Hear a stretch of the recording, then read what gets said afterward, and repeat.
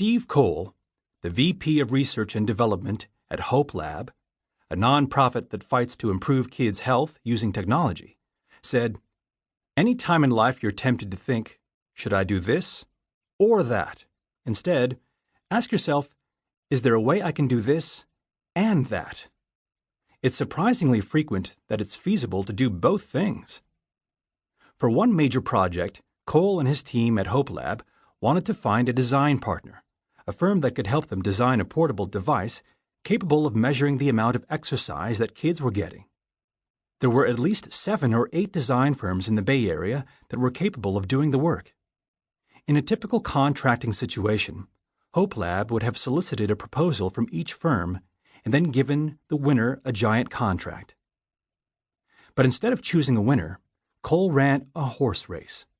He shrank down the scope of the work so that it covered only the first step of the project, and then he hired 5 different firms to work on the first step independently.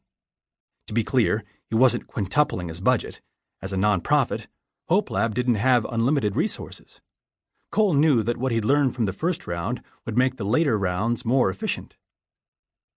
With his horse race, Cole ensured that he'd have multiple design alternatives for the device. He could either pick his favorite or combine the best features of several. Then, in round 2 of the design, he could weed out any vendors who were unresponsive or ineffective.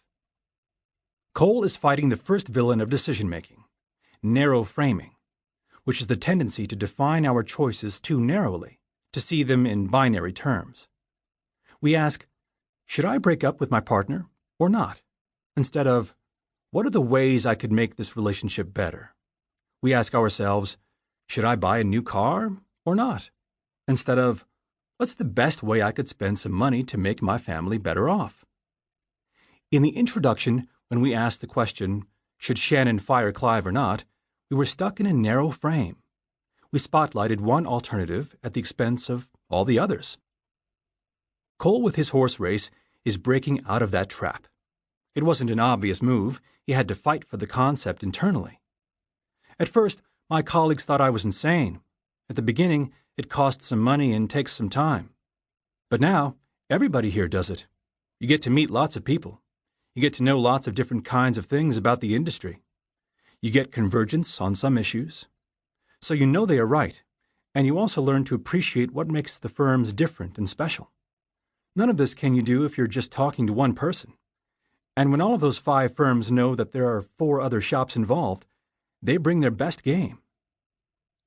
Notice the contrast with the pros and cons approach. Cole could have tallied up the advantages and disadvantages of working with each vendor and then used that analysis to make a decision. But that would have reflected narrow framing. Implicitly, he would have been assuming that there was one vendor that was uniquely capable of crafting the perfect solution, and that he could identify that vendor on the basis of a proposal.